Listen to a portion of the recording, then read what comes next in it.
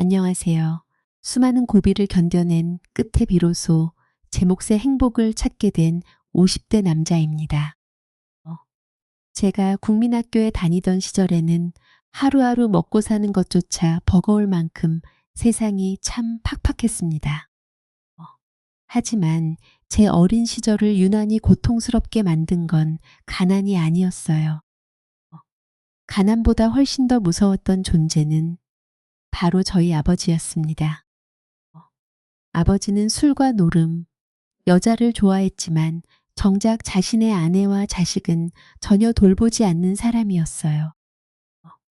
술에 취해 집에 돌아오는 날이면 이유도 없이 주먹을 휘둘렀고 밤새 맞느라 잠을 이루지 못하는 날도 많았습니다. 어린 제 몸에서는 멍 자국이 사라질 틈이 없었죠. 야, 너는 애비가 들어왔는데 쳐다보지도 않냐? 너 돈 가지고 있지? 숨겨둔 것까지 전부 내놔봐. 어, 아버지 제가 무슨 돈이 있다고 그러세요? 정말 없어요. 어, 하지만 술 기운이 가득한 아버지의 부리부리한 눈을 보고 있으면 끝까지 버틸 수가 없었습니다. 어, 결국 저는 오랫동안 몰래 모아두었던 동전과 용돈을 꺼내 아버지에게 내밀었어요. 아버지는 그 돈을 순식간에 낚아채더니 액수를 확인하고는 오히려 저를 향해 욕설을 퍼부었습니다. 이게 전부야? 내 눈 똑바로 보고 말해. 애비는 밖에서 뼈 빠지게 고생하는데 자식이라는 놈이 돈을 숨기고 나를 속여? 저희 집에서는 이런 일이 특별한 사건도 아니었습니다. 너무 자주 반복돼 어느 순간부터는 그저 일상의 한 부분처럼 느껴질 정도였어요. 또 어느 날은 아버지가 밖에서 노름을 하다 가진 돈을 전부 잃고 돌아온 적이 있었습니다. 잔뜩 화가 난 아버지는 집에 들어오자마자 부엌에 있던 어머니에게 달려들어 돈을 내놓으라고 육박질렀어요. 안 돼요, 여보. 이 돈은 대성이 이번 달 학교 납부금이에요. 다른 돈은 몰라도 이것만큼은 절대 안 돼요. 아이 학교에 내야 한단 말이에요. 공부는 무슨 놈의 공부야? 공부해서 뭐가 된다고 돈을 쳐넣어? 학교 끝나면 구두라도 한 켤레 더 닦아서 돈이나 벌라고 해. 그러더니 아버지는 저를 향해 고함을 질렀습니다. 야, 대성아, 너 똑똑히 들어. 내일부터 학교 끝났다고 곧장 집에 들어오지 말고 옆 앞으로 가서 구두를 닦아. 알았어?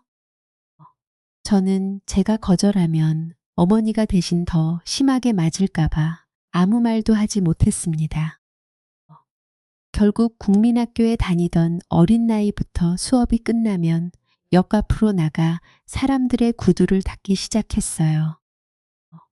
하나뿐인 아들이 어린 나이에 길바닥에 앉아 남의 구두를 닦고 있으니 어머니 마음이 얼마나 새까맣게 타들어 갔겠습니까? 하지만 어머니가 할 수 있는 일은 제가 집에 돌아오면 갈라진 손을 닦아주고 몰래 눈물을 흘리는 것뿐이었습니다. 그렇게 모진 세월을 간신히 버티던 어머니는 결국 제가 14살이 되던 해 깊은 병을 얻어 세상을 떠나고 말았습니다. 엄마, 제발 눈 좀 떠보세요. 엄마까지 저를 두고 가시면 저는 이제 어떻게 살아요? 아무리 울며 어머니의 손을 붙잡아도 어머니는 다시 눈을 뜨지 않으셨습니다. 그런데 어머니의 장례식장은 유족들의 울음소리보다 아버지의 술주정 때문에 더 시끄러웠어요. 아버지는 아내를 잃은 슬픔보다 조문객들이 두고 간 부조금에만 관심이 있는 듯 했습니다. 사람들 앞에서 봉투를 하나씩 뜯어 액수를 확인하느라 정신이 없었고 돈이 적게 들어있으면 대놓고 얼굴을 찌푸렸죠. 그러다 옆자리에 앉아있던 지인을 향해 삿대질까지 하며 시비를 걸기 시작했습니다. 이봐, 김씨, 자네 나하고 알고 지낸 세월이 몇 년인데 부조금을 이것밖에 안 냈어? 우리 사이가 겨우 이 정도였나? 지금 나를 우습게 보는 거야, 뭐야. 어머니의 영정사진 앞에서 부조금이 적다며 싸움을 벌이는 아버지의 모습은 정말 한심하고 역겨웠습니다. 그렇게 어머니를 허망하게 떠나보냈는데도 아버지는 장례가 끝나기 무섭게 저를 불러 또다시 돈 이야기를 꺼냈어요. 대성아, 너 이제 중학교에 올라가니까 돈 벌 방법을 더 찾아야겠다. 구두 닦는 것만으로는 돈이 얼마 안 되잖아. 내일부터 새벽에는 신문을 돌리고 학교 끝나면 구두를 닦아. 저녁에는 식당에 가서 불판이라도 씻고. 나는 집에서 밥만 축내는 인간은 절대 못 보니까 알아서 해.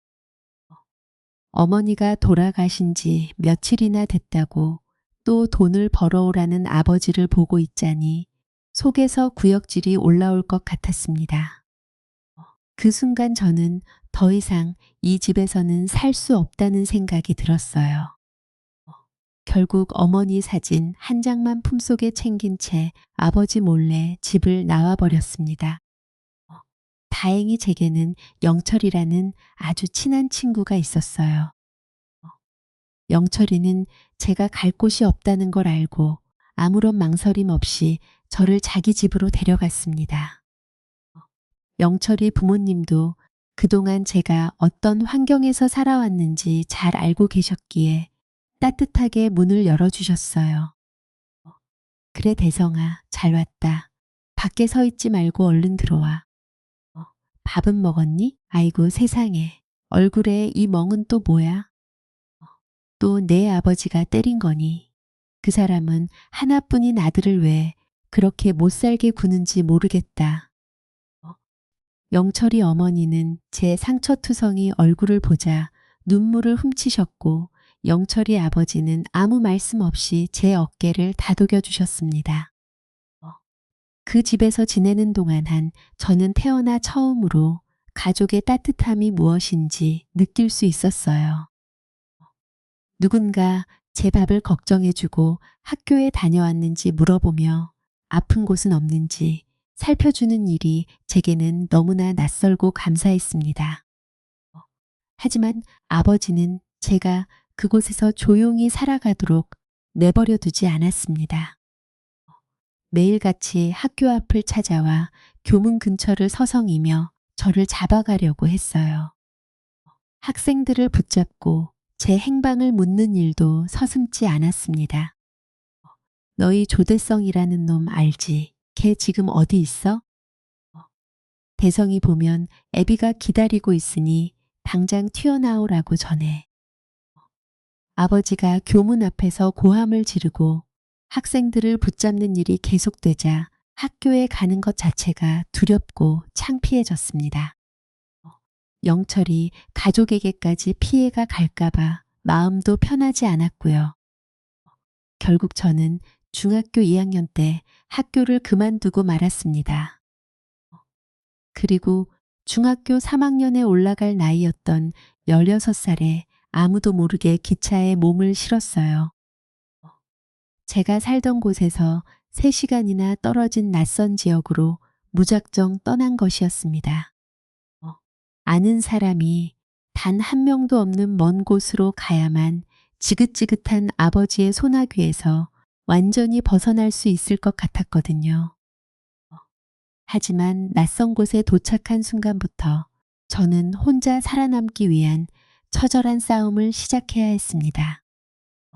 가진 돈도 없고 기술도 없었던 저는 사람을 구한다는 곳이라면 닥치는 대로 찾아가 일을 시켜달라고 사정했어요. 아저씨, 안녕하세요. 저 여기서 무슨 일이든 할 수 있습니다. 돈은 바로 안 주셔도 돼요. 밥만 먹여주시고 밤에 잠잘 자리만 내주시면 정말 열심히 일하겠습니다. 제발 한 번만 일할 기회를 주세요. 하지만 어린아이처럼 보이는 저를 선뜻 받아주는 곳은 거의 없었습니다. 귀찮게 하지 말라며 물을 끼얹는 사람도 있었고 뻔뻔하게 덤빈다며 손찌검을 하는 사람도 있었어요. 겨우 일을 구해도 제대로 된 대우를 받는 경우는 드물었습니다. 이번 달에는 장사가 안 돼서 내 월급 줄 돈이 없다. 밥 먹여주고 잠까지 재워줬으면 됐지. 어린 놈이 뭘 더 바라? 쓸데없는 소리 하지 말고 밀린 설거지나 마저 해. 몇 달 동안 새벽부터 밤까지 뼈 빠지게 일하고도 임금을 한 푼도 받지 못한 채 쫓겨나는 일이 수없이 반복됐습니다.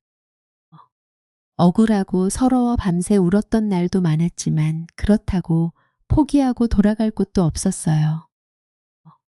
이 넓은 세상에서 저를 책임질 사람은 오직 저 자신뿐이라는 생각으로 이를 악물고 버텼습니다.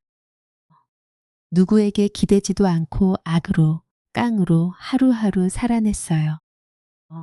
식당 허드레실부터 공사장 막일, 작은 공장의 자빌까지 돈을 벌 수 있는 일이라면 무엇이든 가리지 않았습니다. 그렇게 여러 지역을 떠돌며 공장 일을 전전하다 정신을 차리고 보니 어느새 저는 27살의 청년이 되어 있었습니다. 27살이 될 때까지 제게 친구라고는 고향 친구 영철이 하나뿐이었습니다. 영철이와 가끔 편지를 주고받거나 연락하는 것 외에는 누구와도 깊은 관계를 맺지 못한 채 가장 좋은 나이를 외롭게 보내고 있었죠. 그러던 어느 날 제 인생을 완전히 바꿔놓은 한 여자를 만나게 됐습니다. 제가 27살이었을 때였고 그 사람은 저보다 2살 어린 25살이었어요. 언제나 긴 머리를 단정하게 묶고 다녔으며 가방 안에는 늘 읽을 책을 한두 권씩 넣어 다니는 사람이었습니다. 키가 180cm에 덩치까지 컸던 저와 달리 그 사람은 체구가 작고 아담해 더욱 귀엽게 느껴졌어요. 저는 지금도 그 여자를 처음 만났던 날을 바로 어제 일처럼 생생하게 기억하고 있습니다. 어느 날 철물점에 필요한 물건이 있어 음대 터미널 근처를 지나가고 있었어요. 그리고 바로 그곳에서 평생 잊지 못할 광경을 목격했습니다. 터미널 앞을 하얀 원피스를 입은 무척 아름다운 아가씨가 지나가고 있었거든요. 저는 그 사람이 너무 예뻐 저도 모르게 넛을 놓고 바라보고 있었습니다. 그런데 갑자기 어디선가 나타난 남자 하나가 그 아가씨의 가방을 낚아채 달아나는 겁니다. 아, 제 가방. 저 사람 좀 잡아주세요. 제발 도와주세요. 여자의 다급한 외침과 함께 날치기범은 공교롭게도 제가 서 있는 방향으로 달려오기 시작했습니다. 저는 생각할 겨를도 없이 본능적으로 다리를 뻗어 그 남자의 발을 걸었습니다. 중심을 잃은 날치기범이 바닥에 넘어지자 곧바로 달려들어 힘으로 눌러 제압했어요. 가방을 되찾은 뒤 주변에서 달려온 파출소 순경에게 범인을 넘겼습니다. 정말 감사합니다. 진짜 너무 감사해요. 이 은혜를 어떻게 갚아야 할지 모르겠어요. 이야기를 들어보니 여자는 서울에서 대학을 졸업한 뒤 얼마 전 서울의 한 회사에 취직했다고 했습니다. 첫 월급을 받은 뒤 휴가에 맞춰 고향으로 내려오던 길이었다고 하더라고요. 그 시절에는 월급을 통장으로 받는 게 아니라 현금이 든 봉투로 받는 경우가 많았습니다. 공교롭게도 날치기 당한 가방 안에 첫 월급 봉투가 그대로 들어 있었던 거예요. 저한테 감사하실 필요 없습니다. 어디 다치신 곳은 없으세요? 가방 안에 있던 물건들도 전부 그대로인지 확인해 보세요. 네, 다행히 아무것도 없어진 게 없어요. 정말 감사합니다. 제가 꼭 사례라도 해드리고 싶어요. 저를 바라보며 고맙다고 웃어 보이던 그 얼굴이 제 눈에는 정말 천사처럼 보였습니다. 하지만 당시에는 지금처럼 누구나 휴대전화를 가지고 다니던 시절이 아니었어요. 서로 전화번호를 바로 주고받기도 쉽지 않았기에 저희는 수줍게 각자의 주소를 종이에 적어 건넸습니다. 그렇게 편지를 주고받으며 조금씩 가까워졌어요. 가끔은 제가 서울까지 올라가 그 사람을 만났고 휴가나 명절이 되면 그 사람이 고향으로 내려와 저를 만나 주었습니다. 편지를 주고받고 얼굴을 마주하는 시간이 쌓이면서 저희는 자연스럽게 연인이 됐어요. 저는 그 사람을 만난 뒤 완전히 다른 인생을 살게 됐습니다. 여자친구는 공장일로 거칠어진 제 손을 언제나 따뜻하게 잡아주었고 세상에서 제가 가장 소중한 사람인 것처럼 대해줬거든요. 사실 저는 태어나 단 한 번도 제대로 생일을 축하받아 본 적이 없었습니다. 어머니는 늘 아버지 눈치를 보느라 제 생일까지 챙길 여유가 없으셨고 아버지는 자식의 생일 따위에는 아무 관심도 없었으니까요. 그런 제 생일을 처음으로 기억하고 축하해 준 사람이 바로 여자친구였습니다. 생일이 다가오기 며칠 전부터 여자친구는 당사자인 저보다 더 들떠 있었어요. 그리고 생일 당일에는 오직 저만을 위한 작은 생일상을 차려주었습니다. 오빠 생일 축하해. 이 세상에 태어나줘서 고맙고 지금 내 앞에 이렇게 쑥스러운 얼굴로 앉아 있어줘서 더 고마워. 내가 미역국도 직접 끓여봤는데 오빠 입에 맞을지는 모르겠다. 얼른 먹어봐. 그리고 촛불도 불어야지. 오늘 주인공이 가만히 있으면 어떡해. 여자친구는 수줍게 웃으며 제 머리에 알록달록한 고깔 모자를 씌워줬습니다. 덩치가 산처럼 큰 제가 조그만 고깔 모자를 쓰고 앉아 있으니 저 스스로 생각해도 우스꽝스럽고 민망했어요. 하지만 케이크 위에 촛불이 켜지고 여자친구가 작은 목소리로 생일 축하 노래를 부르기 시작한 순간 가슴 깊은 곳에서 뜨거운 감정이 치밀어 올랐습니다. 참으려고 했지만 눈물이 저절로 흘러내렸어요. 오빠 왜 그래? 어디 아파? 오빠 지금 우는 거야? 아니야. 그냥 누군가 나를 위해 노래를 불러주고 생일을 기억해 준 게 처음이라서 그래. 저는 결국 여자친구 앞에서 어린아이처럼 소리 내어 울고 말았습니다. 여자친구는 당황한 얼굴로 휴지를 가져와 제 눈물을 닦아주었어요. 울지 마, 오빠.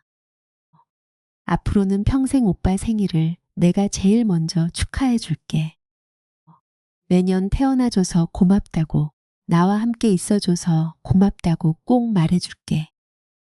나도 고마워, 오빠. 여자친구도 그 말을 하며 저를 따라 눈물을 흘렸습니다. 그때 들었던 그 한마디가 제 마음속에 평생 쌓여있던 서러움과 한을 모두 녹여주는 것 같았어요. 또 한 번은 제가 공장에서 일하다 큰 사고를 당한 적이 있었습니다. 높은 곳에 쌓여있던 무거운 자재가 갑자기 떨어져 제 어깨를 강하게 덮친 겁니다. 그 자리에서 그대로 정신을 잃었고 급히 병원으로 옮겨졌어요. 상태가 좋지 않아 곧바로 수술을 받아야 했기에 병원에서는 수술 동의를 해줄 보호자를 찾았습니다. 그런데 제게는 연락할 가족이 아무도 없었어요. 그때 사고 소식을 전해 들은 여자친구가 서울에서 한달음에 달려와 응급실 문을 열고 들어왔습니다. 여자친구는 눈물로 엉망이 된 얼굴로 간호사에게 매달리며 자신이 저를 책임질 사람이라고 외쳤어요. 그리고 수술실로 들어가기 전 겁에 질린 제 손을 꼭 잡고 말했습니다. 걱정하지 마, 오빠. 내가 여기 있잖아. 나 어디에도 안 가고 여기서 계속 기다리고 있을게. 그러니까 아무 걱정하지 말고 수술 잘 받고 돌아와. 알았지? 저는 여자친구의 얼굴을 마지막으로 바라본 뒤 수술실 안으로 들어갔습니다. 긴 수술을 마치고 정신을 차렸을 때 여자친구는 약속한 그대로 병실 앞에서 저를 기다리고 있었어요. 여자친구는 한쪽 팔을 제대로 움직이지 못하는 저를 지극정성으로 간호했습니다. 서울에 있는 회사에 휴가까지 내고 제 곁을 지켰어요. 식사를 제대로 하지 못하는 저에게 한 숟가락씩 밥을 먹여주고 몸을 씻는 일부터 옷을 갈아입는 일까지 모두 도와줬습니다. 그 사람의 정성 덕분에 저는 예상보다 빠르게 회복해 퇴원할 수 있었어요. 하지만 불행하게도 제가 일하던 공장에서는 치료비나 수술비를 책임질 수 없다며 등을 돌렸습니다. 몸을 다친 사람과는 앞으로 계속 일하기 힘들 것 같다며 사실상 저를 내쫓았죠. 병원비와 수술비로 이미 큰돈이 들어간 상황에서 직장까지 잃게 되니 눈앞이 캄캄했습니다. 어깨와 팔도 아직 완전히 회복되지 않아 당장 다른 일을 구하기도 쉽지 않았어요. 하지만 가장 절망적인 순간에도 여자친구는 제 손을 놓지 않았습니다. 오빠, 나 서울에서 직장 다니면서 조금씩 모아둔 돈도 있어. 그리고 지금도 계속 월급을 받고 있잖아. 오빠 팔이 완전히 나을 때까지만 나를 믿어. 지금은 다른 생각하지 말고 몸을 회복하는 데만 집중해. 알겠지? 여자친구는 평일 내내 회사에서 일하고 주말마다 장거리 버스나 기차를 타고 저를 만나러 지방까지 내려왔습니다. 그것만으로도 힘들었을 텐데 직접 만든 반찬까지 가져다 주고 제가 모르게 지갑 속에 지폐 몇 장을 넣어두고 가기도 했어요. 늘 여자친구에게 도움만 받다 보니 저도 그 사람을 위해 무언가를 해주고 싶다는 마음이 간절해졌습니다. 몇 달간 재활하며 몸을 회복한 끝에 어렵게 새로운 공장에 취직할 수 있었어요. 그리고 첫 월급을 받은 날 저는 곧장 서울로 올라갔습니다. 오빠 연락도 없이 갑자기 웬일이야? 몸은 괜찮아? 내가 이번 주말에 내려가려고 했는데 굳이 여기까지 올라오면 어떻게 해? 저는 갑작스럽게 찾아온 저를 보고 놀란 여자친구 앞에 천천히 무릎을 꿇었습니다. 그리고 품속에서 작은 상자 하나를 꺼내 두 손으로 내밀었어요. 여자친구는 떨리는 손으로 상자를 열어보더니 놀란 얼굴로 아무 말도 하지 못했습니다. 화려한 보석이 박힌 값비싼 반지는 아니었어요. 하지만 제가 새 공장에 들어가 받은 첫 월급을 거의 전부 털어 마련한 반지였습니다. 미수가 나처럼 가진 것도 없고 가족도 없는 사람을 믿어주고 늘 곁에 있어줘서 정말 고맙다. 아무도 나를 사람답게 봐주지 않을 때 나를 믿어주고 다시 살아갈 힘을 준 사람은 너뿐이야. 내가 앞으로 정말 열심히 일해서 너 하나만큼은 절대 고생시키지 않을게. 지금은 사랑하는 너에게 줄 수 있는 게 이 반지뿐이지만 평생 내 곁을 지키는 든든한 남편이 되겠다. 사랑한다 미수가. 나와 결혼해 줄래? 여자친구는 반지를 바라보다 결국 굵은 눈물을 뚝뚝 흘렸습니다. 저는 그 사람의 작고 따뜻한 손에 조심스럽게 반지를 끼워줬어요. 나중에 내가 돈 많이 벌면 이것보다 100배, 아니 1000배 더 좋은 반지로 꼭 바꿔줄게. 약속할게. 저희는 그렇게 눈물이 날 만큼 행복한 마음으로 남은 평생을 함께하자고 약속했습니다. 하지만 두 사람의 굳은 약속과 별개로 결혼하기 위해 넘어야 할 산은 아직 많이 남아 있었어요. 부모와 사실상 인연이 끊긴 저와 달리 여자친구에게는 부모님과 형제들이 모두 있었거든요. 저는 여자친구를 통해 정식으로 인사를 드리고 싶다는 뜻을 전했고 떨리는 마음으로 예비 장인과 장모님을 찾아뵙기로 했습니다. 평생 작업복만 입고 살아온 제가 그날 처음으로 제대로 된 양복을 입어봤어요. 거울을 바라보니 옷이 몸에 맞지 않는 것처럼 어색했고 마치 남의 양복을 빌려 입은 사람 같았습니다. 여자친구는 그런 제 마음을 아는지 흐트러진 넥타이를 고쳐주며 다정하게 안심시켜줬어요. 오빠, 너무 걱정하지 마. 우리 부모님도 상식 있는 분들이니까 오빠가 얼마나 성실하고 좋은 사람인지 알게 되면 분명 허락해 주실 거야. 나는 오빠 아니면 안 돼. 그건 무슨 일이 있어도 달라지지 않으니까 걱정하지 마. 알았지? 저는 여자친구의 말을 믿으며 간신히 떨리는 마음을 진정시켰습니다. 그렇게 긴장한 채 예비처가의 대문을 넘어갔어요. 안녕하세요. 처음 인사드립니다. 저는 조대성이라고 합니다. 미숙이와 진지하게 만나고 있습니다. 예비장인은 인사를 하는 저를 머리부터 발끝까지 천천히 훑어봤습니다. 그러더니 자리에 앉으라는 말도 하기 전에 대뜸 집안부터 물으셨어요. 그래, 우리 딸에게 대략적인 이야기는 들었네만 자네. 부모님은 무슨 일을 하시는 분들인가? 저는 잠시 망설이다가 숨길 수 없는 사실이기에 솔직하게 대답했습니다. 어머니는 제가 중학교에 다니던 시절 돌아가셨습니다. 아버지와는 오래전부터 연락을 끊고 지내고 있습니다. 그런데 제 대답이 끝나기도 전에 예비 장모님이 뒷목을 잡으며 목소리를 높였습니다. 아버지하고 연락을 끊고 산다고?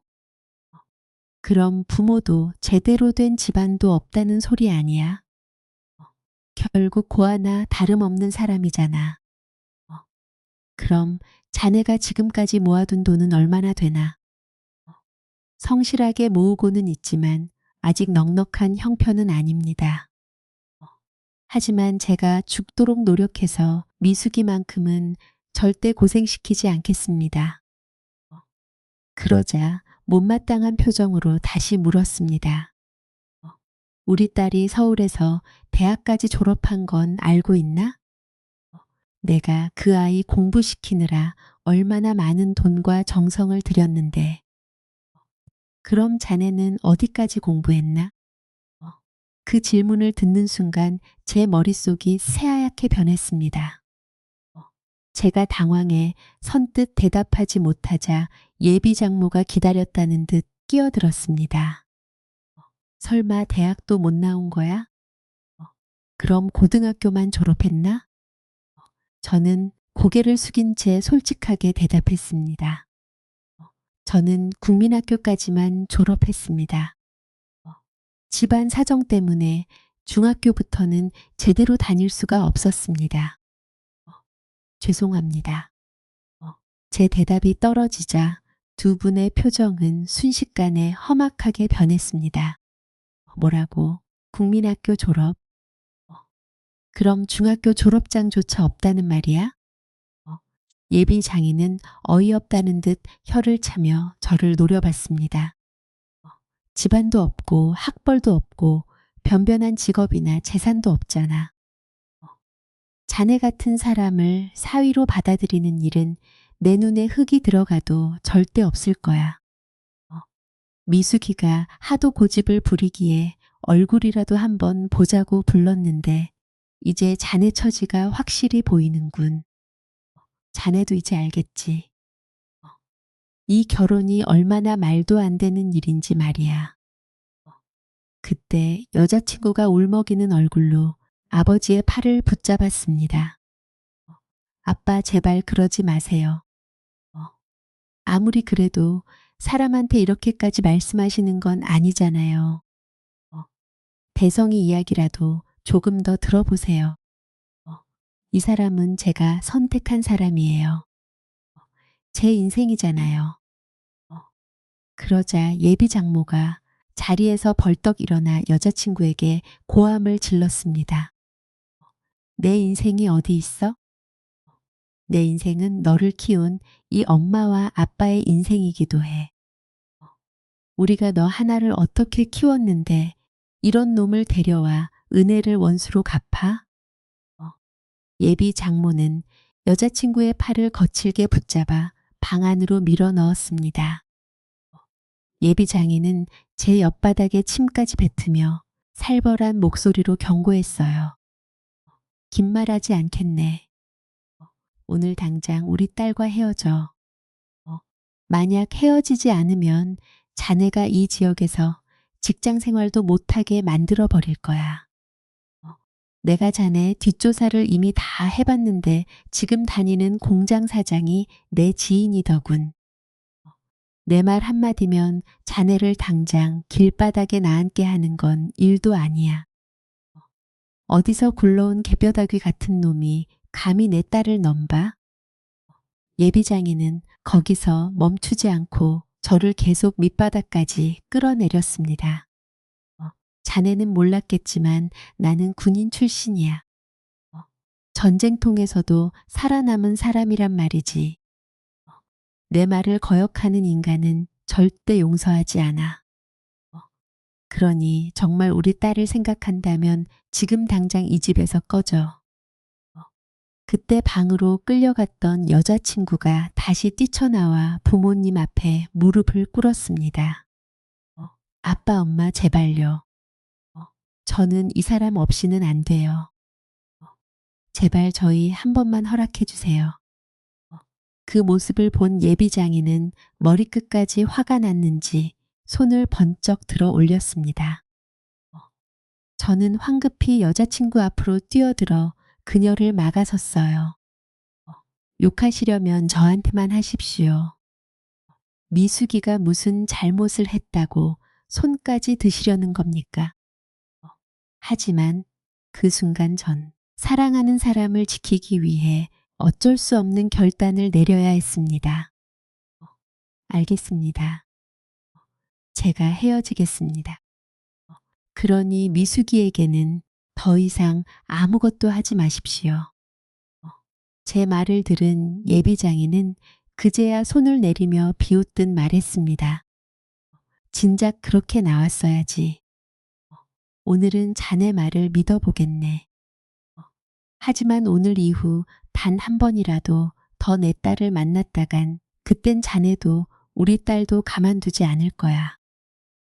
나는 한다면 반드시 하는 사람이야. 그러니 앞으로는 주제에 맞게 행동해. 어디서 자네 같은 놈이 감히 내 사위가 되겠다고 나서? 당장 썩 꺼져 이놈아. 저는 그렇게 예비처가에서 쫓겨나고 말았습니다.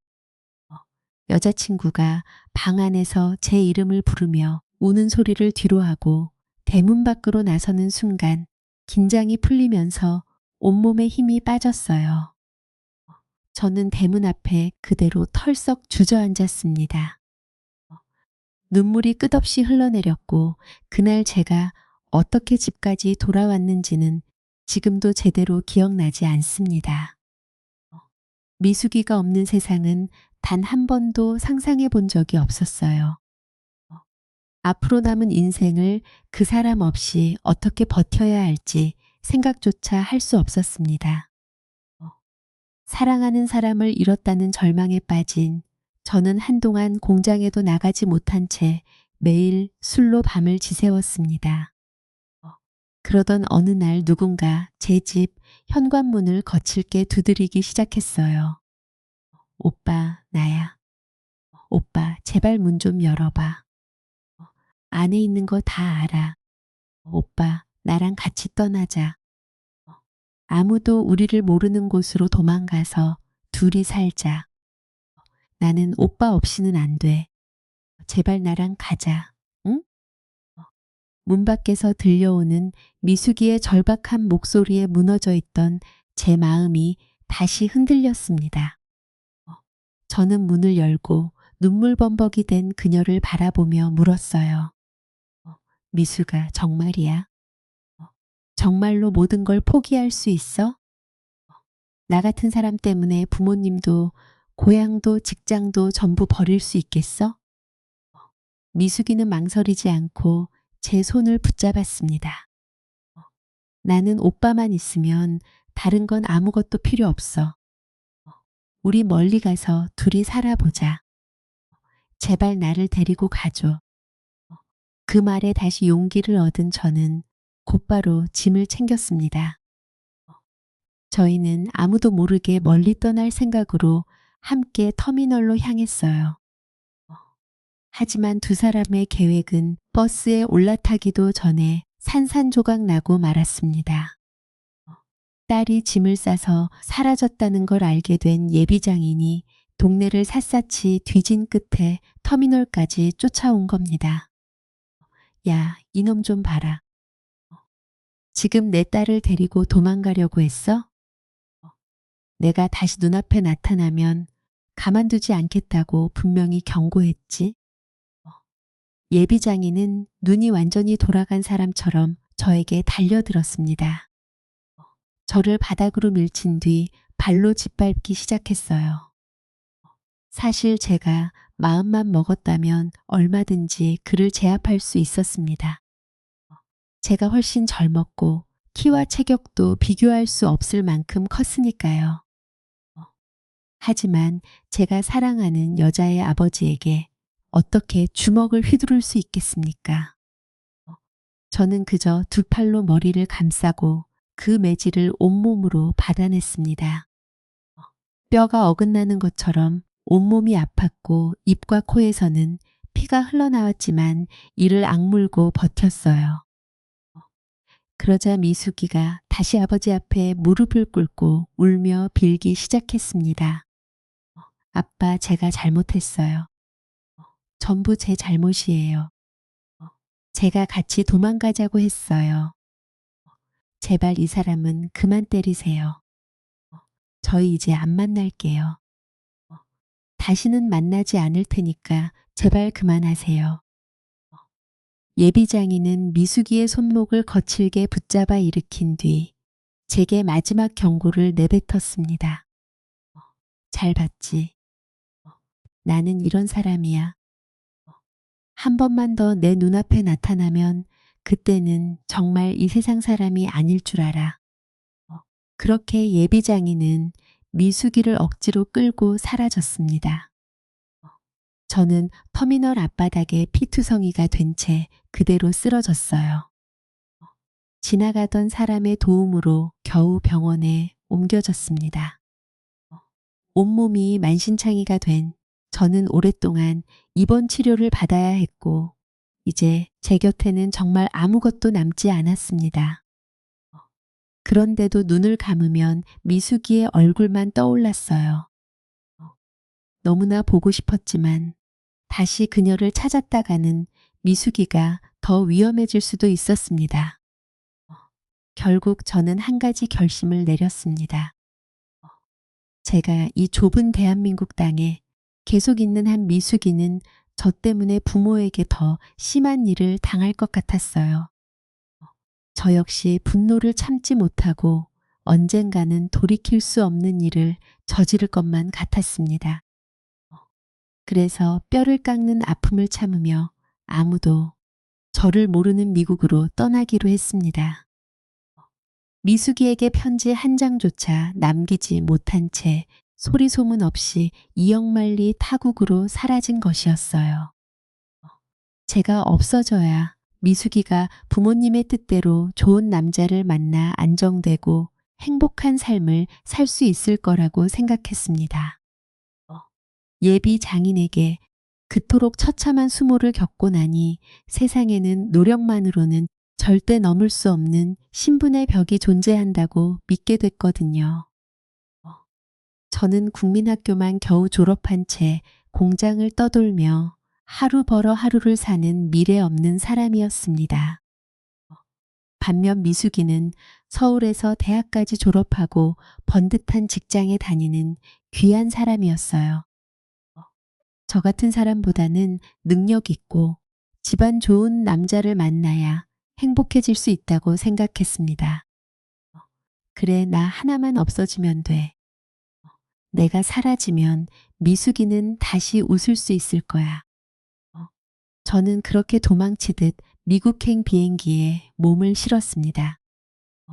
아는 사람 하나 없고 말도 통하지 않는 먼 타국이었지만 적어도 그곳에는 저를 짐승처럼 취급하는 예비장인도 저 때문에 눈물을 흘리는 미숙이도 없을 테니까요.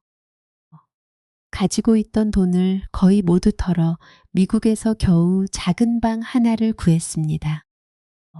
하지만 영어 한마디 제대로 하지 못하는 낯선 나라에서 무엇을 하며 먹고 살아야 할지 그저 막막했어요. 제가 의지할 수 있는 건 오직 튼튼한 몸과 일하겠다는 의지뿐이었습니다. 미국에서 처음 구한 일은 한인타운에 있는 대형 식당의 허드레실이었어요. 새벽부터 밤늦게까지 산더미처럼 쌓인 그릇을 닦고 악취가 나는 음식물 쓰레기통을 비우는 일이었습니다. 주방 바닥에 기름때를 닦고 막힌 배수구를 뚫는 일도 모두 제 몫이었죠. 이봐, 조씨. 저쪽 배수구 또 막혔으니까 당장 가서 뚫어. 오늘 안으로 일을 전부 끝내지 못하면 일당은 없는 줄 알아. 그곳에서도 법적으로 제대로 된 보호를 받을 수 없었던 저는 매일같이 막말과 중노동에 시달렸습니다.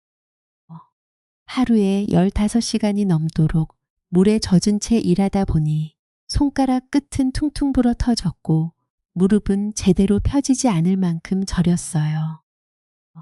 하지만 그런 육체적인 고통보다 저를 더 힘들게 한 건 매일 밤 미숙이가 미치도록 보고 싶다는 사실이었습니다.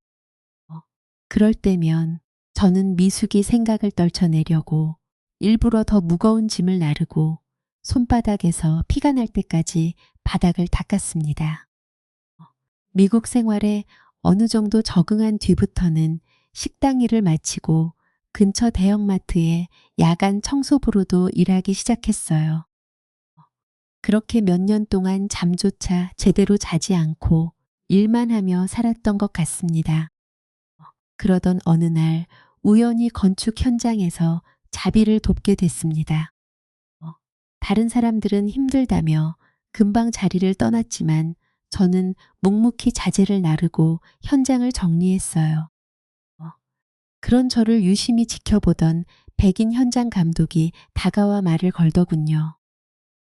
에이 조, 너 정말 지독한 사람이구나. 다른 사람들은 1시간만 일해도 도망가는데 넌 대체 정체가 뭐야? 저는 일이 필요합니다. 무슨 일이든 할 수 있습니다. 제발 저를 써주십시오. 저는 이때다 싶어 서툰 영어로 감독에게 매달렸습니다. 그 감독은 제 성실함을 좋게 봤는지 그날 이후 낮에는 건축 현장에서 목수일을 배울 수 있도록 기회를 줬어요. 저는 거기서 만족하지 않고 쉬는 시간이 생길 때마다 기술 서적을 뒤적이며 도면을 읽는 법도 익혔습니다. 더는 뒤로 물러날 곳이 없었던 저는 오직 악과 깡으로 하루하루를 견뎌냈어요. 그렇게 5년이 흐르고 10년이 지나 마침내 제 이름으로 된 작은 트럭 한 대를 장만할 수 있었습니다. 트럭 옆면에 제 사업체 이름을 새기던 날 운전석에 앉아 핸들을 붙잡고 얼마나 울었는지 모릅니다. 아무것도 없이 미국에 도착했던 제가 비로소 제 이름을 내건 일을 시작하게 된 것이었으니까요. 그렇게 또 20년, 30년이라는 긴 세월이 흘러갔습니다. 그 세월 동안 웃지 못할 일도 차마 잊을 수 없는 일도 참 많았어요.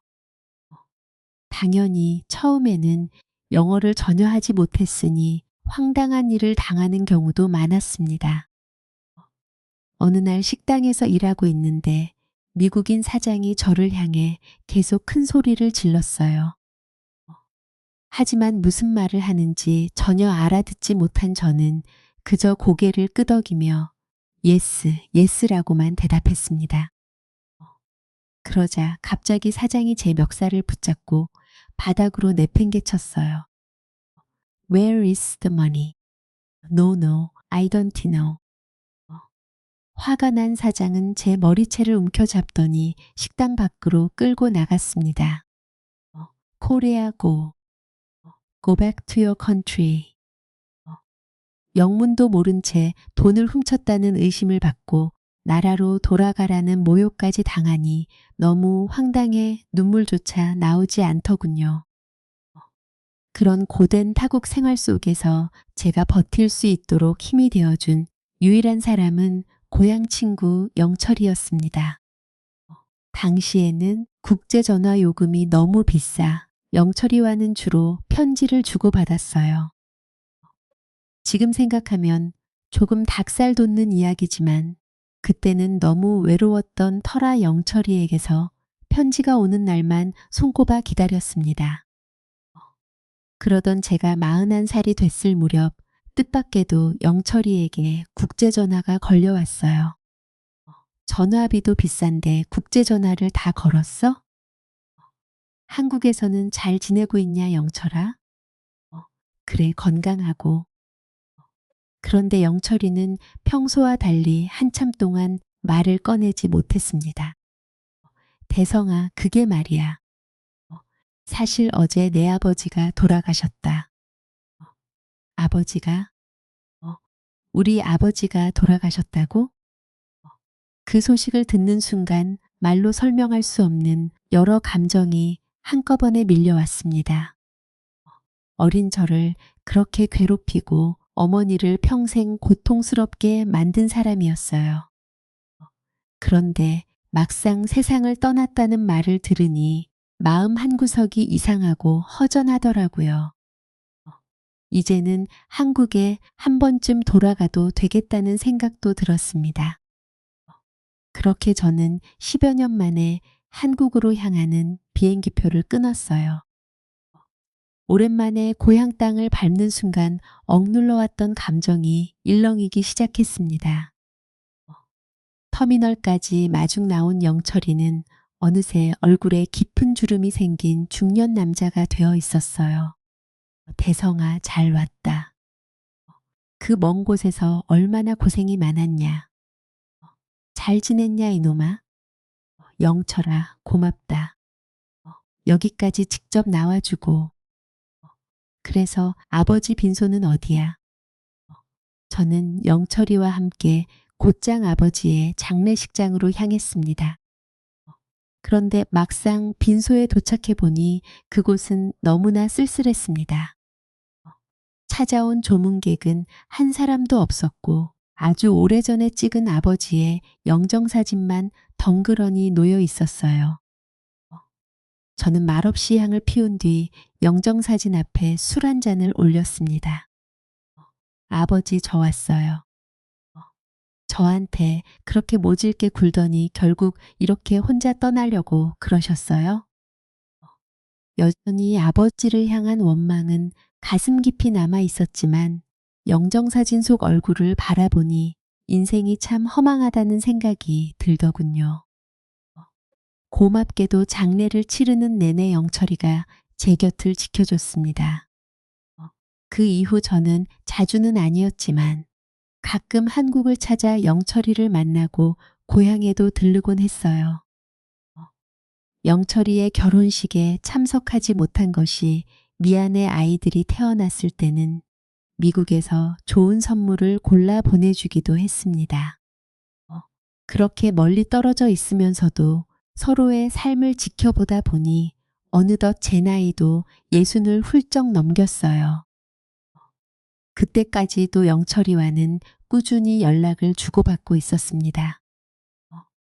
어느 날 영철이가 큰아들이 결혼한다며 미국으로 청첩장을 보내왔어요. 저는 너무나 기쁜 마음에 하던 일을 모두 제쳐두고 한국으로 날아갔습니다. 제가 결혼식장에 들어서자 영철이는 저를 발견하고 환하게 웃으며 달려왔어요. 대성아, 이 먼 길을 정말 온 거야? 야, 너는 진짜 의리 하나는 끝내주는 놈이다. 아들, 이리 와서 인사해. 아빠의 가장 친한 친구야. 내가 어렸을 때 미국에서 선물 보내주던 삼촌 기억나지? 안녕하세요, 아저씨. 아버지께 말씀 많이 들었습니다. 먼 곳에서 와주셔서 정말 감사합니다. 그래, 반갑다. 우리 영철이가 아주 늠름하고 멋진 아들을 뒀구나. 결혼 진심으로 축하한다. 어느새 머리에 흰머리가 가득한 채 혼주석에 앉아있는 친구를 보니 저도 모르게 코끝이 시큰해졌습니다. 그렇게 결혼식이 모두 끝나고 그날 저녁 영철이와 단둘이 마주 앉아 술잔을 기울이며 지난 이야기를 나눴어요. 술 기운이 조금 오르자 영철이가 슬쩍 능청스러운 표정으로 물었습니다. 그래, 대성아, 너 요즘은 어떻게 지내냐? 미국에 가서 좋은 여자도 좀 만나고 그러지. 왜 아직까지 혼자야? 너 설마 아직도 그 사람을 못 잊고 사는 거야? 저는 그저 껄껄 웃으며 술잔을 비운 뒤 말을 돌렸습니다. 자식아, 시간이 얼마나 지났는데 무슨 소리를 하는 거야? 그냥 혼자 지내는 게 편하고 좋아서 그런 거지. 일하느라 바쁘기도 했고 말이야. 이 독한 놈아. 미국에서 돈도 많이 벌었다면서 그 돈을 평생 쌓아두고 죽을 셈이냐? 이제라도 일 좀 줄이고 남은 인생 즐기면서 살아. 됐고 잔소리하지 말고 술이나 마셔. 자, 한잔하자. 그때는 웃으며 대충 넘겼지만 는 사실 제 마음속은 여전히 텅 빈 것처럼 허전했습니다. 어느덧 한국에서 산 시간보다 미국에서 산 시간이 더 길어졌지만 제 마음은 늘 고향을 향해 있었거든요. 오랜 타향살이에 외로움이 밀려올 때마다 제가 찾는 건 세 가지뿐이었습니다. 바로 1970년대와 1980년대의 옛날 노래, 한국 소식을 전해주는 뉴스, 그리고 이 채널에서 들려주는 수많은 사연이었어요. 남들의 기구한 인생 이야기를 들으며 제 아픈 기억을 위로받기도 했고 때로는 그리운 고향의 향기를 느끼기도 했습니다. 제가 이렇게 용기를 내 제 이야기를 보내게 된 것도 모두 그 덕분입니다. 아무튼 영철이가 가족들과 행복하게 사는 모습을 확인하고 저는 다시 미국으로 돌아왔습니다. 그리고 그로부터 또 6년이라는 세월이 흘렀어요. 그때 제 나이는 이미 환갑을 넘겼기에 이제 제 인생에 크게 놀랄 만한 일은 없을 거라고 생각했습니다. 하지만 얼마 지나지 않아 저는 청천벽력 같은 소식을 듣고 말았어요. 미국 생활의 유일한 버팀목이자 위로였던 영철이의 아들에게서 전화가 걸려온 건 어느 평범한 오후였습니다. 여보세요. 전화 받았습니다. 아저씨 안녕하세요. 혹시 저 기억하세요? 몇 년 전 제 결혼식장에서 인사드렸는데요. 아, 너 영철이 아들이구나. 그래, 무슨 일로 미국까지 전화를 다 했어? 무슨 안 좋은 일이 있는 건 아니지? 혹시 미국에라도 온 거야?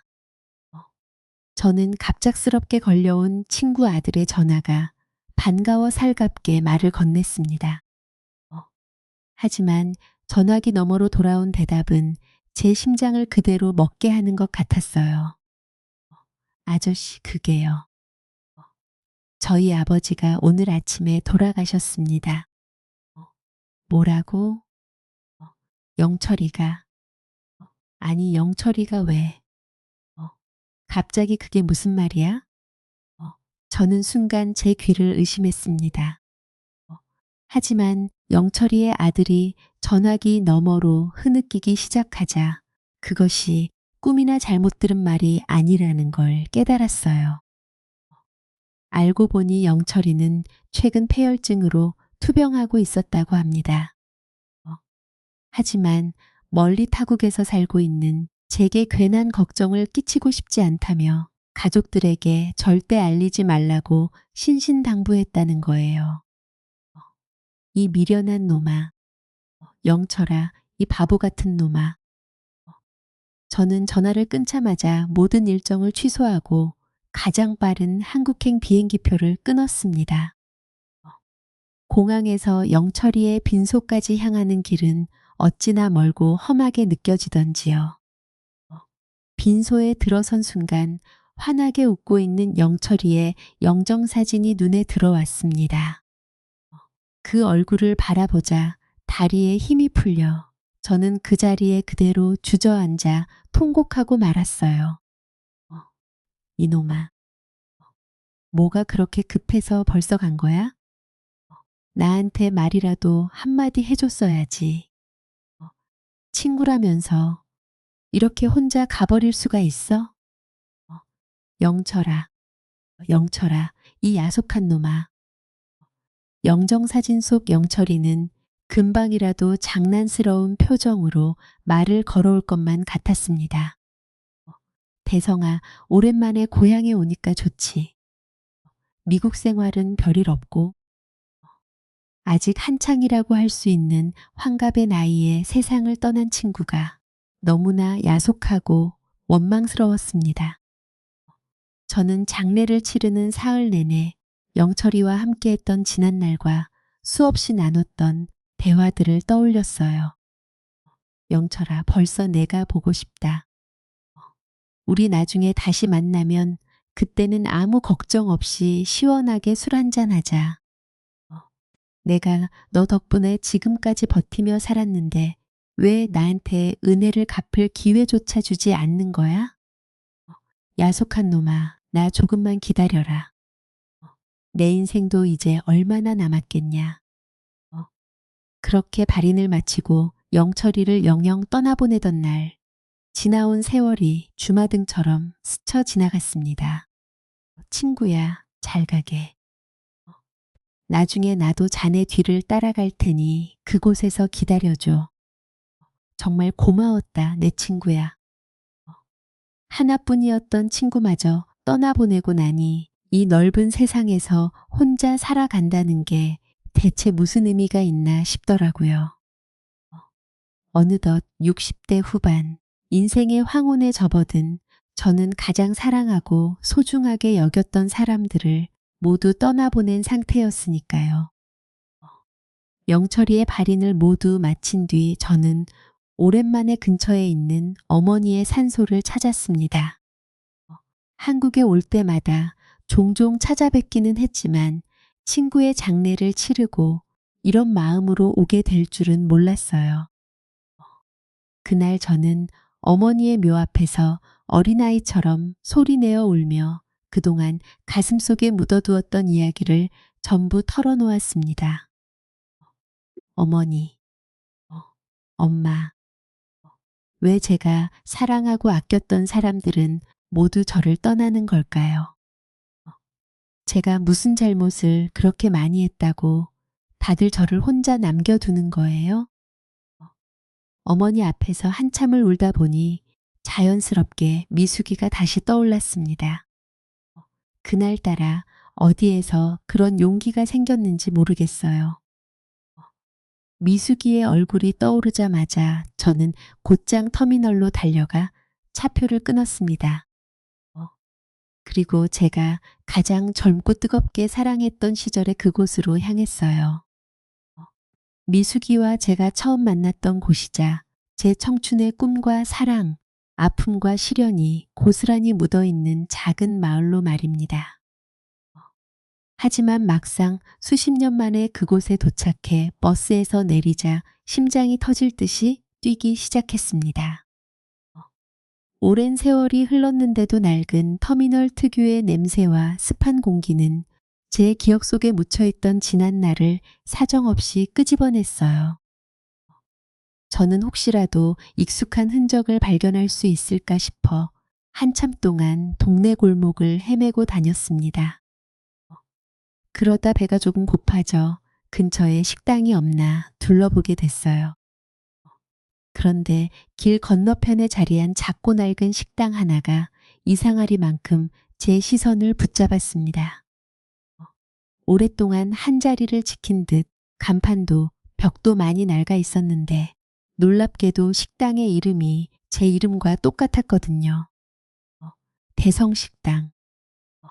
저는 우연이라고 생각하면서도 홀린 사람처럼 천천히 그 식당 앞으로 걸어갔습니다. 그리고 식당 유리창 아래에 붙어 있는 문구를 발견한 순간 그대로 얼어붙고 말았어요.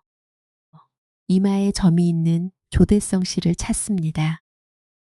제 심장은 미친 듯이 뛰기 시작했습니다. 고민할 것도 없이 곧장 식당 문을 열고 안으로 들어갔어요. 제 이름을 딴 식당과 저를 찾는 문구가 너무나 신기하면서도 믿기지 않아 무언가에 이끌리듯 안으로 들어선 것이었습니다. 그리고 메뉴판을 확인하려고 벽 쪽으로 고개를 돌린 순간 저는 입을 틀어막은 채 꼼짝도 하지 못했습니다.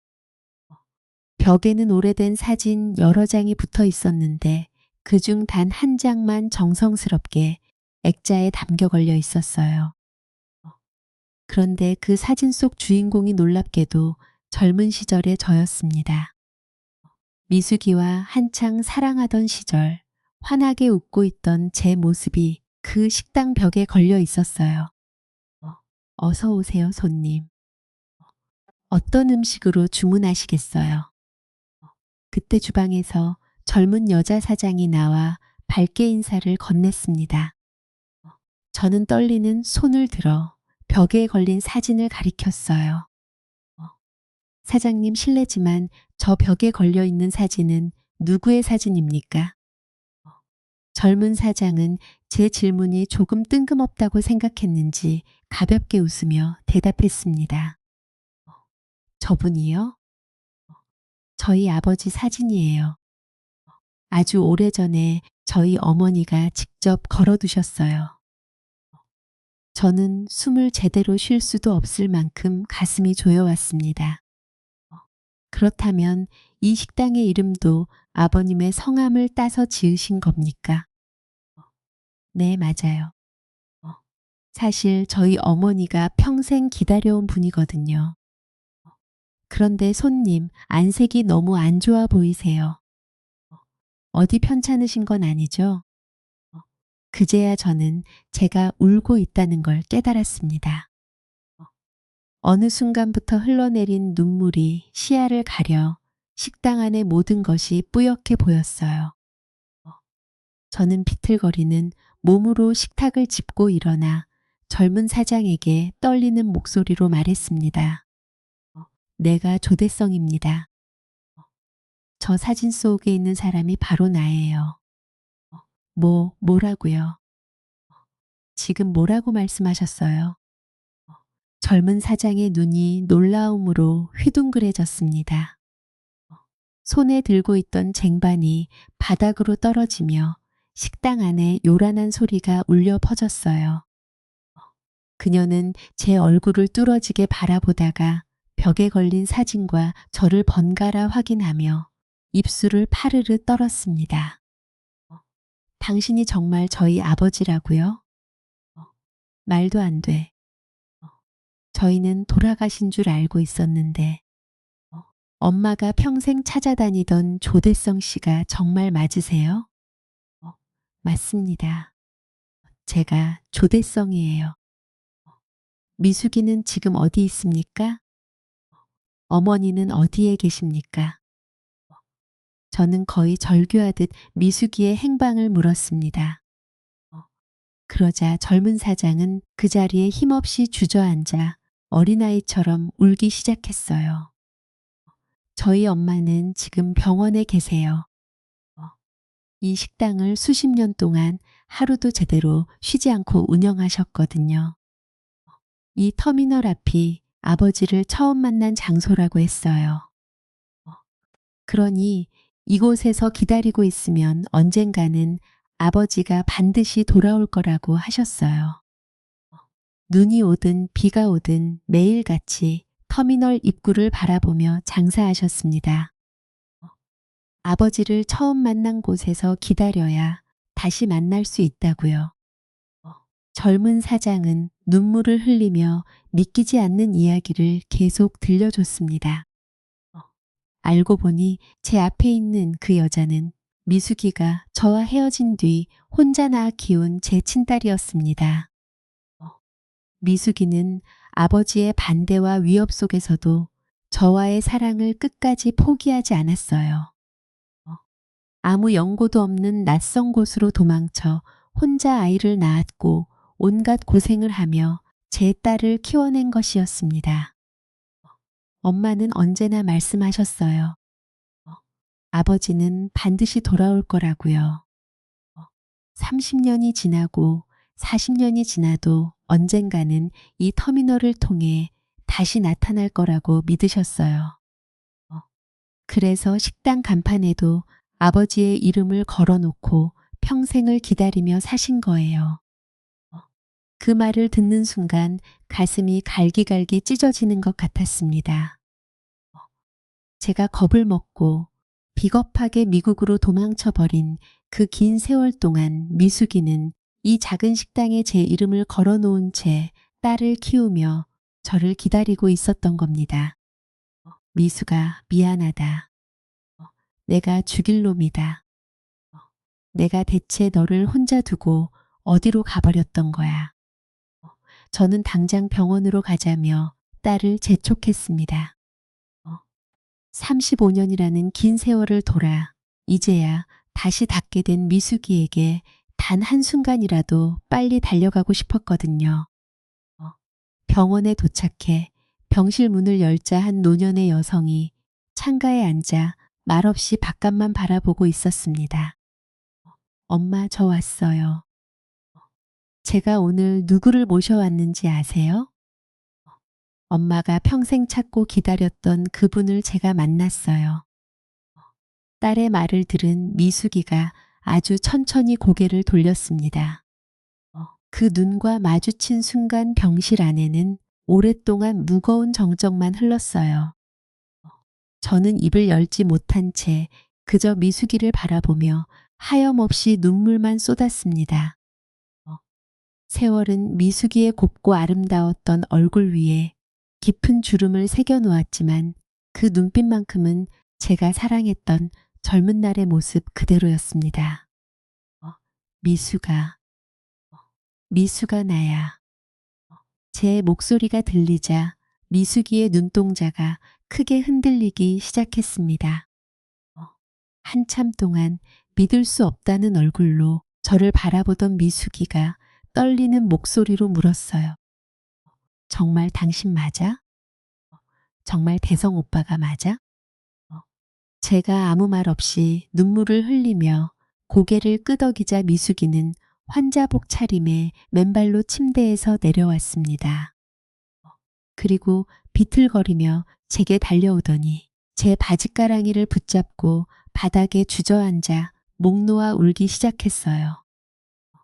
왜 이제 왔어? 왜 이제야 나타난 거야? 내가 그동안 혼자 어떻게 살았는데 왜 이제야 돌아왔냐고.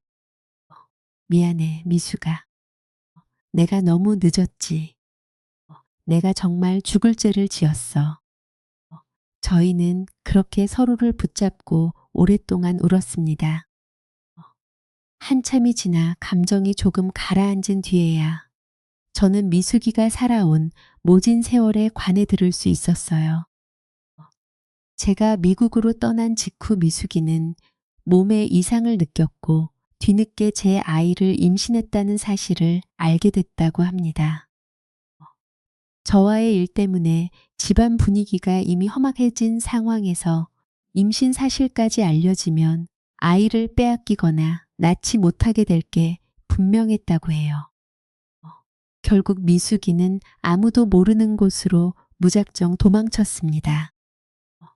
아무런 연고도 없는 타지에서 혼자 딸을 낳고 식당일과 공장일을 비롯한 온갖 허드렛 일을 하며 아이를 키워냈다고 하더군요. 자신의 아버지가 세상을 떠났다는 소식을 들은 뒤에야 용기를 내 다시 이 마을로 돌아온 것이었습니다. 나도 아버지가 돌아가신 뒤에야 다시 이곳으로 돌아올 수 있었어. 우리가 처음 만났던 터미널 앞에 있으면 언젠가는 당신이 다시 나타날 거라고 믿었거든. 처음에는 이곳 식당에서 직원으로 일하면서 돈을 모았어. 그러다 25년 전쯤 당신 이름을 붙인 작은 식당을 열었지. 우리 딸 정희가 초등학교에 들어갈 무렵이었어. 당시에는 인터넷도 휴대전화도 없었고 제가 모든 연락을 끊은 채 미국으로 사라져버렸기에 미숙이는 저를 찾을 방법이 전혀 없었을 겁니다. 미숙이의 어머니 역시 몇 년 전 세상을 떠나셨다는 이야기를 들으며 저는 미숙이가 홀로 감당해야 했던 고통이 얼마나 컸을지 짐작조차 할 수 없었습니다. 미숙이는 그 긴 세월 동안 재혼은커녕 다른 누구에게도 마음을 주지 않은 채 오직 저만을 기다리며 저희 딸 정희를 키웠습니다. 제 딸 정희는 태어나서 단 한 번도 제 얼굴을 직접 본 적이 없었어요. 하지만 어머니가 늘 들려주던 제 이야기와 낡은 사진 한 장을 보며 아버지의 얼굴을 마음속 깊이 새기고 자랐다고 합니다. 친구들이 아버지의 손을 잡고 학교에 갈 때 혼자 아버지 없이 자라야 했던 딸의 마음이 얼마나 외롭고 아팠을지 생각하니 제 가슴까지 갈기갈기 찢어지는 것 같았습니다. 나 당신 많이 원망했어. 그런데 아무리 원망해도 당신이 미워지지는 않더라. 정의 얼굴을 볼 때마다 당신이 더 보고 싶었어. 그냥 이곳에서 계속 기다리다 보면 언젠가는 당신을 다시 만날 수 있을 거라는 생각 하나로 버텼어. 저는 앙상하게 마른 미숙이의 손을 두 손으로 꼭 감싸 쥐었습니다. 그러자 미숙이는 눈물을 훔친 뒤 제게 딸을 정식으로 소개해 줬어요. 정희야, 인사해라. 내 아빠다. 우리가 꿈속에서도 그리워했던 바로 내 아빠야. 그러자 정희는 떨리는 눈으로 저를 바라보다 천천히 허리를 숙였습니다. 안녕하세요, 아버지. 이제야 정식으로 인사드리네요. 그래, 내가 내 딸이구나. 정희야, 이 못난 아버지가 정말 미안하다. 너를 두고 떠나려던 게 아니었는데 내가 너무 어리석고 겁이 많았어. 정말 미안하다. 아니에요, 아버지. 그동안 엄마한테 아버지 이야기를 정말 많이 들었어요. 저는 아버지가 왜 떠나실 수밖에 없었는지 충분히 이해해요. 이렇게 살아서 돌아와 주신 것만으로도 정말 감사합니다. 그렇게 서로가 살아온 지난 세월에 관해 한참 동안 이야기를 나누던 중 저는 또다시 가슴 아픈 사실을 알게 됐습니다. 미숙이는 위암 2기 판정을 받고 힘겨운 투병 생활을 이어가고 있었어요. 오랜 세월 쉬지 않고 식당을 운영하며 홀로 딸을 키운 탓인지 몸은 이미 많이 쇠약해져 있었습니다.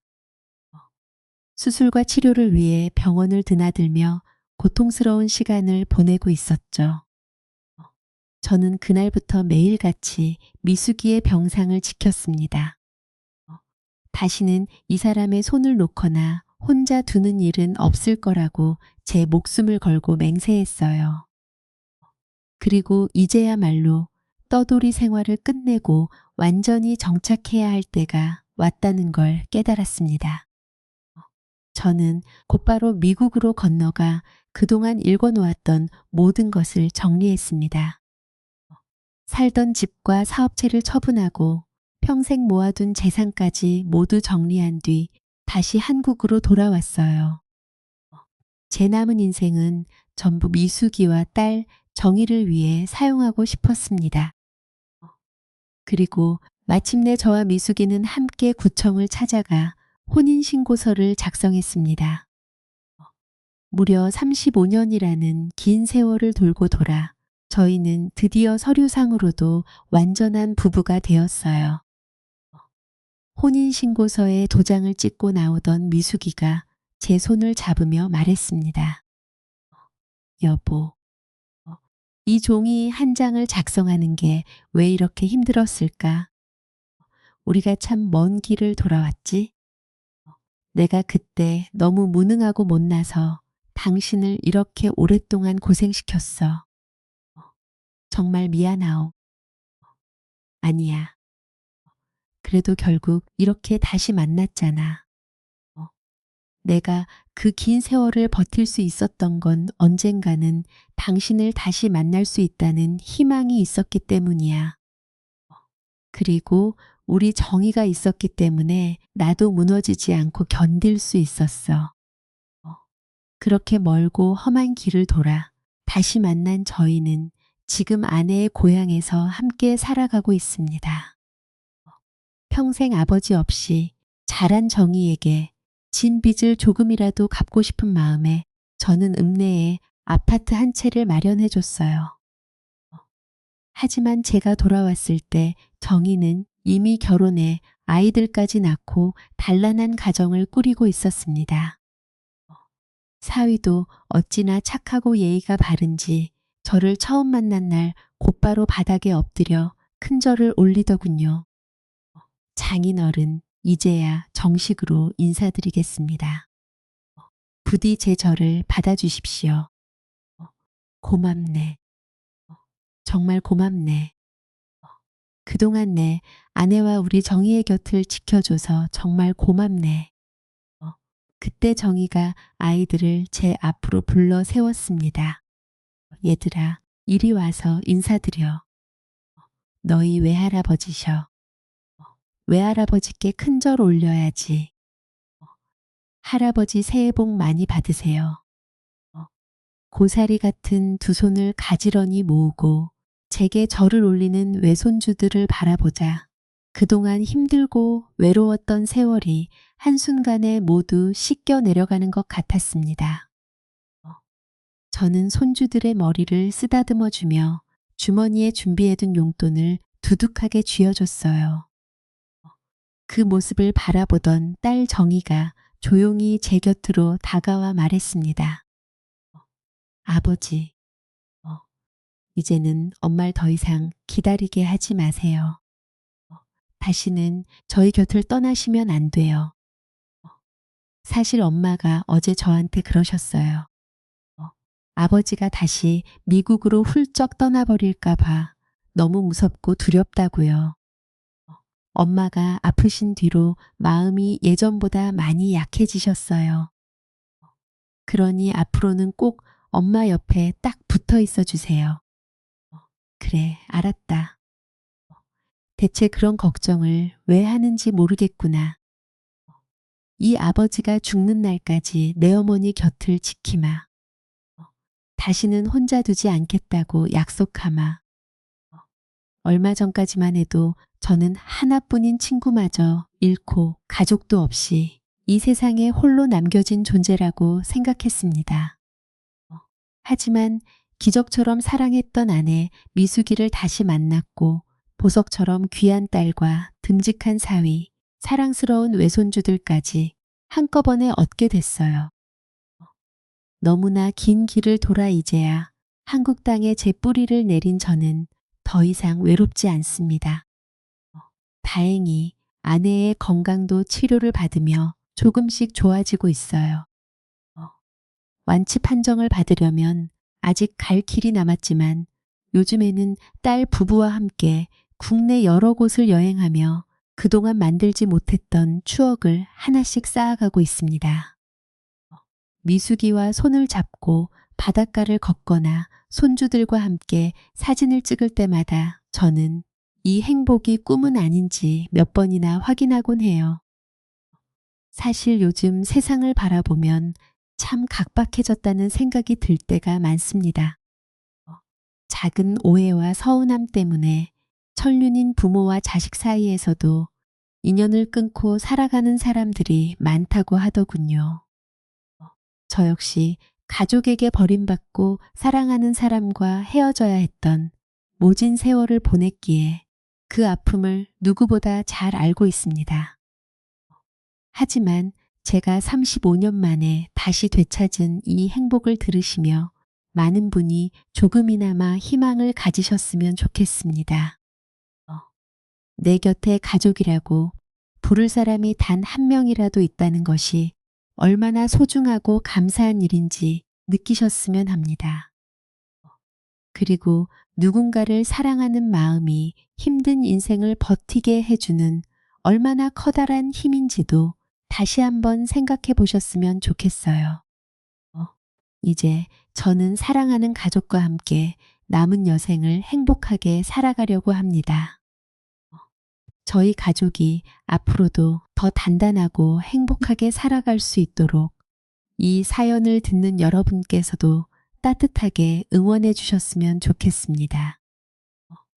그리고 지금 제 이야기를 듣고 계신 여러분도 부디 아프지 마시고 늘 건강하셨으면 합니다.